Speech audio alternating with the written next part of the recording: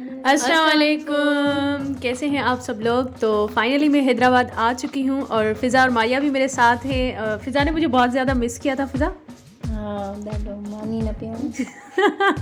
क्योंकि फ़िज़ा को जो है मेरे हाथ का खाना ज़्यादा अच्छा लगता है ना, इस वजह से फ़िज़ा मुझे बहुत ज़्यादा मिस कर रही थी। और अभी हम कोयटा से निकल रहे थे, तकरीबन 6 बज रहे थे और मेरा बिल्कुल भी दिल नहीं कर रहा था वापस आने का, क्योंकि ये लोग बता रहे थे कि बहुत ज़्यादा गर्मी है यहाँ पर। और जब मैं आई तो मुझे पता चला कि वाकई में कितनी ज़्यादा गर्मी है। और इसके अलावा जी हम लोगों ने इनको नहीं बताया था कि हम आ रहे हैं, हम लोगों ने सरप्राइज़ दिया था इनको। हमें पता था ये सरप्राइज, हमें किसी अदा इमरान ने हमें बता दिया था। और उसके बाद तुम क्या कह रही थी अभी? ये मुझे कह रही इस दिन हमारे लिए कुछ भी नहीं। हम लोगों ने इनके लिए ड्रेस लिया था और जो मैंने बलोची स्टाइल में ड्रेस लिया था वही सेम इन लोगों के लिए भी मैंने लिया था। तो मैंने इनको मैसेज किया कि मैं आ रही हूँ, तो ये लोग कह रहे थे कि हाँ तो हम लोग क्या करें, तुम उम्रे से थोड़ी आ रही हो या फिर हज करके आ रही हो जो तुम्हारे लिए फूल बिछाएं, हम आ जाओ जब आना है।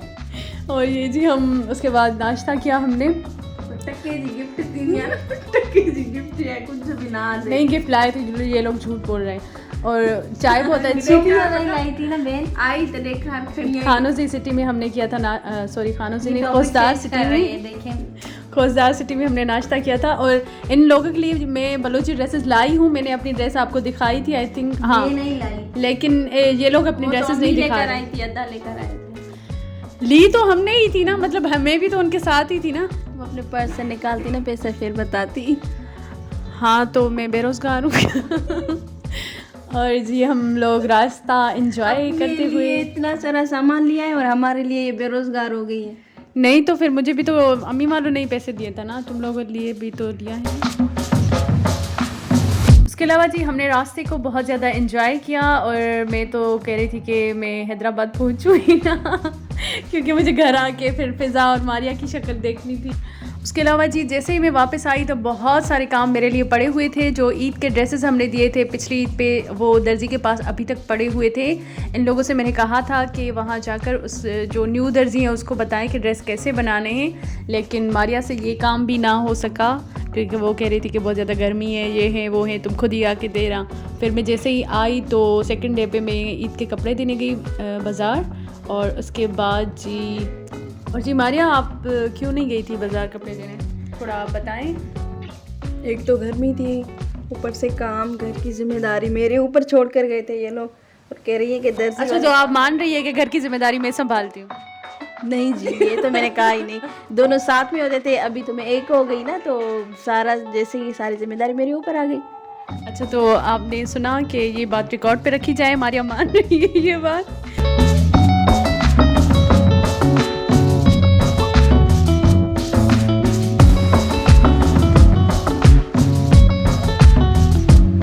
उसके बाद ही हम लोग आए बैरिया टाउन, ये आप सामने देख रहे हैं, इसका गेट जला हुआ था। और उसके बाद यहाँ पे हमने स्टे किया और चाय पी। जली हुई गेट के सामने नहीं रेस्टोरेंट था एक, सदाबहार आई थिंक नाम था उसका। यहाँ पर हमने थोड़ी देर स्टे किया, चाय पी, हम सिंध में एंटर हो चुके थे। और उसके बाद जी हम लोग आए हैदराबाद। और जी अब फाइनली आपको मैं वो ड्रेस दिखाऊंगी जो कि मैंने डिज़ाइन किए थे।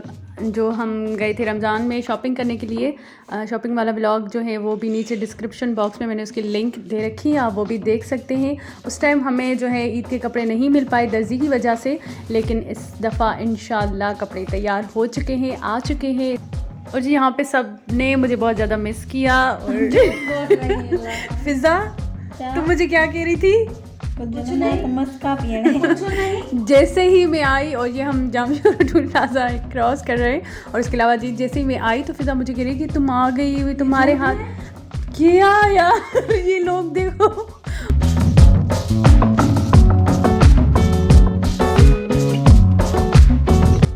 मेरे सामने ये लोग ऐसे बोल रहे हैं, मुझे फ़िज़ा कह रही थी कि तुम आई हो। मजाक नहीं करे क्या?